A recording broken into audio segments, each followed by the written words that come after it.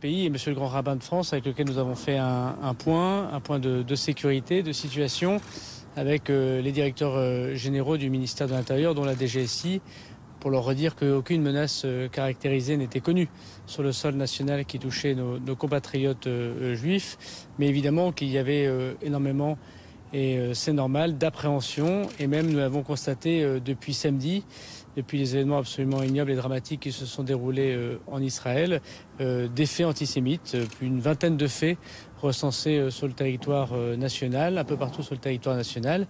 Et la présence massive des policiers et des gendarmes ont permis d'interpeller d'ailleurs 10 personnes dans des coins très différents du territoire national pour ces gens qui soit taguaient des propos antisémites, soit menaçaient des lieux de culte ou des personnes qui sortaient de ces lieux de culte ou de commerce que fréquentait la communauté juive. Donc je veux redire évidemment la grande fermeté qui est celle de l'État, le fait que toucher un juif en France est toucher toute la République et qu'avec le garde des Sceaux, nous travaillons, puisqu'il a pris une instruction au procureur de la République, de concert pour que la police et la gendarmerie et les militaires de l'opération Sentinelle soient extrêmement présents dans les 400 lieux où partout sur le territoire national la communauté juive a l'occasion de se regrouper pour son culte bien évidemment, mais aussi pour les écoles, pour les crèches, pour les commerces. Et bien évidemment, nous puissions dire également sur Internet que la haine, l'apologie du terrorisme n'est pas acceptable. Il y a eu plus de 700 interpellations à Pharos, qui est le site Internet de la police judiciaire qui travaille 24 heures sur 24 depuis samedi, et 44 signalements ont déjà été judiciarisés, c'est-à-dire que des enquêtes sont ouvertes par les parquets. Une réponse donc policière et judiciaire extrêmement ferme. Et pour revenir à la question bien sûr policière, elle va continuer.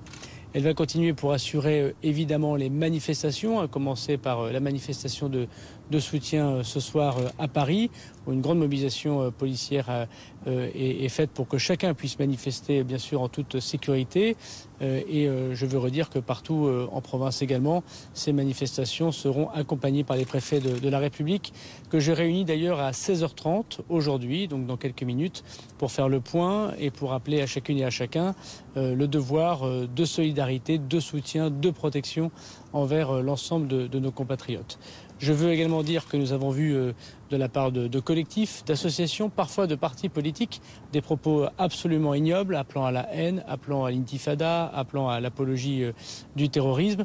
Je me réserve, au nom du ministère de l'Intérieur, d'étudier bien sûr les dénonciations auprès de la justice en article 40 pour tout propos que nous allons considérer comme étant infamant, contraire au code pénal, mais aussi d'engager des procédures de dissolution, quelles que soient ces structures, pour les présenter évidemment au président de la République le cas échéant.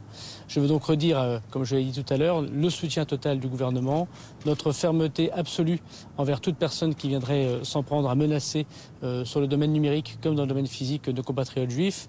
Et lorsqu'il s'agit de personnes qui n'ont pas la nationalité française, comme c'était le cas de 2 personnes dans le sud de la France, j'ai demandé au préfet de procéder au retrait de leur titre de séjour et de l'expulsion immédiate du territoire national. Je vais laisser messieurs s'exprimer devant vous et répondre à vos questions si vous le souhaitez.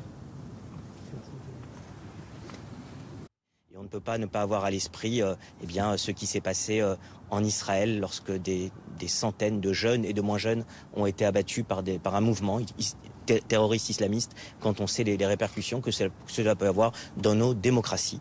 Donc c'est sur ces principes-là et par rapport à tous les moyens qui sont déployés par la police, par la gendarmerie, par les services de la force Sentinelle que nous remercions, que nous avons évidemment confiance tout en étant dans la vigilance extrême au regard des jours et des semaines qui suivent. Pour le CRIF, Conseil représentatif des institutions juives de France, je voudrais également remercier Monsieur le ministre de l'Intérieur de cette réunion, de l'échange que nous avons pu avoir sur les moyens de sécurité alloués à la sécurisation des lieux juifs, notamment les écoles et les synagogues. Souligner qu'il y a en France une histoire particulière qui fait que nous savons peut-être plus que les autres que tous les conflits qu'il peut y avoir au Proche-Orient finissent par se traduire mécaniquement par une hausse des actes antisémites en France. Je rappelle que les attentats terroristes de Toulouse, de l'Hypercacher, ont été commis par des terroristes qui ont fait, dans leur justification, référence à la question de la Palestine. Voilà la réalité de ce qu'est l'antisémitisme aujourd'hui en France. Et il y a évidemment besoin que le dispositif public soit ajusté à l'évolution de cette menace compte tenu de l'actualité au Proche-Orient. Nous avons été soulagés de voir que le ministère de l'Intérieur prend toutes les dispositions nécessaires pour répondre à cette menace. Il y a des signes avant-coureurs, nous le savons, sur les réseaux sociaux, un certain nombre d'arrestations qui ont pu être également faites, qui traduisent le fait que l'atmosphère est inflammable et que les jours et les semaines qui arrivent sont évidemment une période de grande vigilance pour la communauté juive de France. Ariel Goldman, Fonds social juif unifié, j'en charge notamment la coordination des écoles juives en France. Donc évidemment un message pour rassurer les parents, les élèves, les enseignants. Le ministre nous a donné les assurances que tout était mis en œuvre pour que ces écoles soient protégées comme des sites sensibles. Mais évidemment aussi un message de résilience parce qu'il faut que la vie continue. Il faut que les programmes qui étaient en cours continuent. Et effectivement, si la communauté juive française comme la communauté nationale est sous le choc, si elle est choquée par les images qu'elle a vues ce week-end, elle est prête à se relever, prête à continuer ses activités comme cela a toujours été le cas. Et je remercie les services de l'État d'être là pour nous permettre cette résilience comme ça a toujours été le cas lors des attentats ou des attaques qui ont visé la communauté juive. Et on sait effectivement, cela vient d'être dit, que lorsque cela touche Israël, cela touche également forcément quelque part aussi et ensuite la communauté juive de France.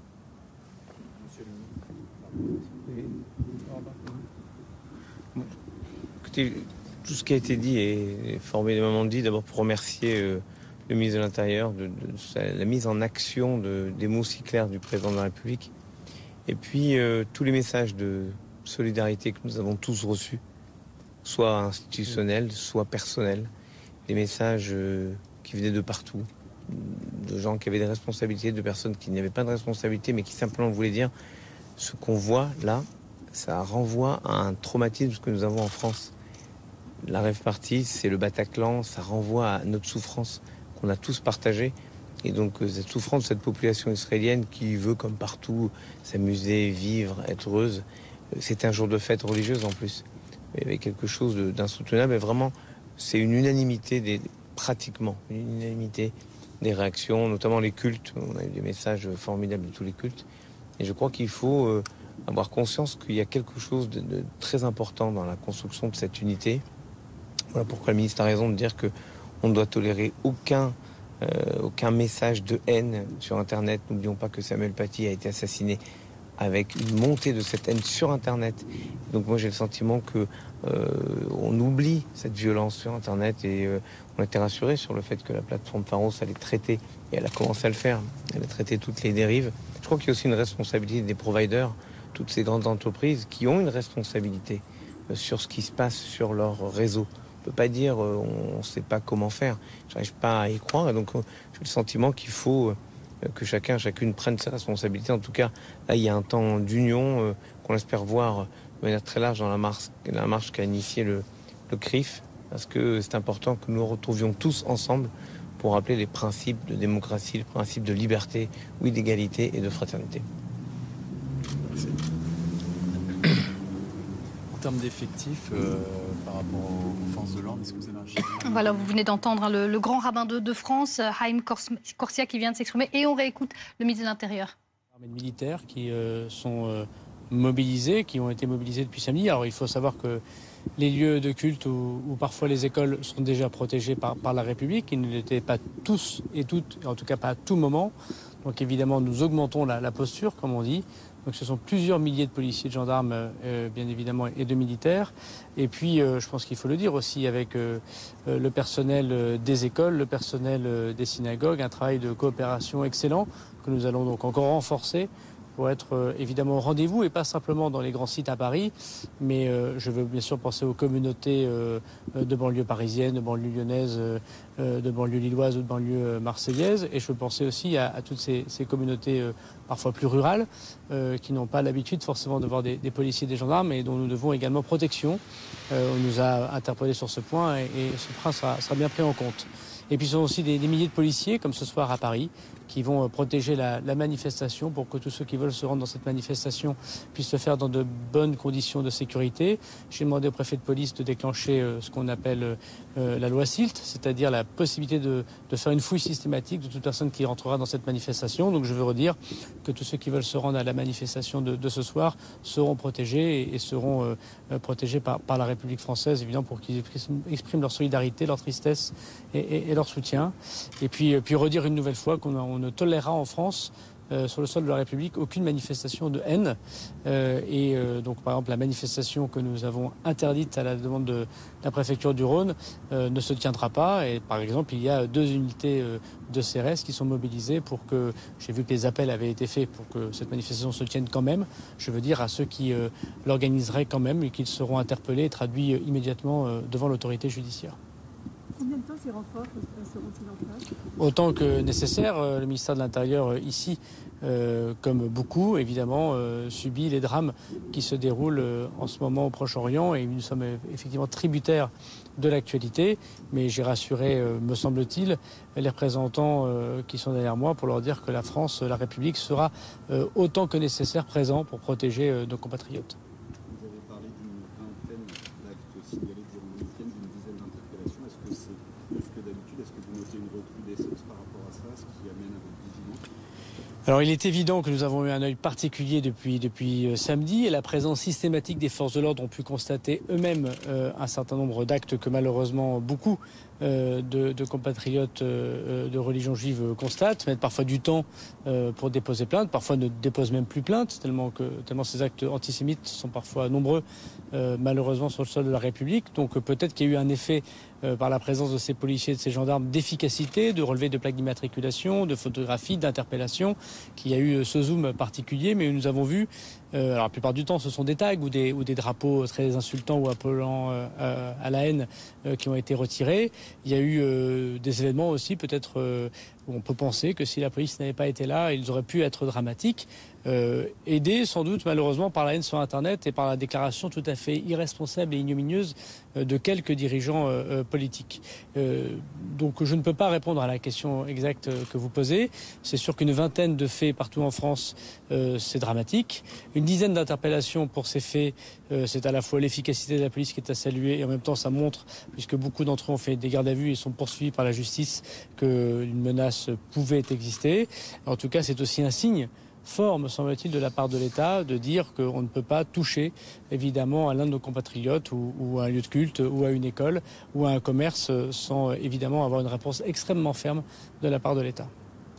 Que répondez-vous aux quelques responsables politiques qui demandent la dissolution de certains mouvements? Je pense notamment à Éric Zemmour qui demande la dissolution de tout un mouvement en France.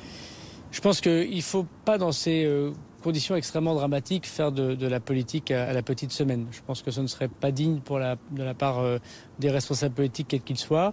Il y a des débats très importants dans notre société. Ils se tranchent dans des débats politiques ou dans des élections.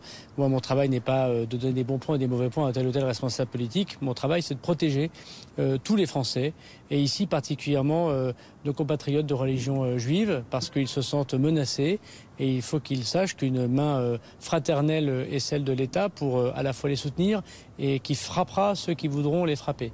Et donc je me réserve le droit, bien évidemment, lorsqu'il s'agit de partis politiques, je mets des guillemets à partis politiques, de collectifs, d'associations qui viendraient appeler directement à la haine. Vous savez que le droit français est protecteur de la liberté d'association, que le ministre de l'Intérieur présente des dissolutions au Conseil des ministres, ce qui est effectivement tout à fait une procédure exceptionnelle, soumis aux règles extrêmement strictes du Conseil d'État, et parfois avec des résultats mitigés. Je rappelle que j'ai proposé moi-même, voilà quelques mois, la dissolution du collectif Palestine vaincra, et que le Conseil d'État ne m'a pas donné raison en référé. Je le regrette quand on voit désormais l'apologie de la haine et du terrorisme que fait ce collectif. J'espère qu'au fond, le Conseil d'État donnera raison au ministère de l'Intérieur, mais on voit bien, et après tout c'est normal, que les libertés publiques, dont la liberté d'association, est particulièrement regardée.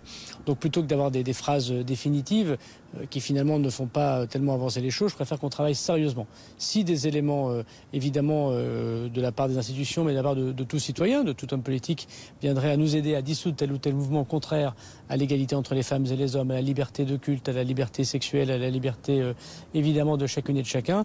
Ma main n'a jamais tremblé. Je vous rappelle que depuis que je suis ministre de l'Intérieur, j'ai proposé plus de 40 dissolutions, singulièrement venant de part d'associations islamistes que personne n'avait jamais osé dissoudre. Donc je n'ai pas la main qui tremble, simplement je le fais dans les règles du droit et sans tromper les Français. Certains responsables politiques iront à la manifestation ce soir. Est-ce que vous serez présent? Alors, mon travail de ministre de l'Intérieur, c'est de permettre que tout le monde puisse manifester. Et donc, voilà, je pense qu'avec le préfet de police, et les manifestations auront lieu ailleurs également qu'à Paris. J'ai retardé mon déplacement en Allemagne avec le président de la République qui a bien voulu l'accepter, qui m'a demandé de tenir ces réunions pour que les choses se passent au mieux. Mais je serai bien sûr par le cœur et par la pensée avec tous ceux qui vont manifester ce soir. Et je pense que la meilleure chose que je peux leur apporter, c'est leur permettre de manifester dans les meilleures conditions de sécurité possibles. Merci beaucoup. Merci.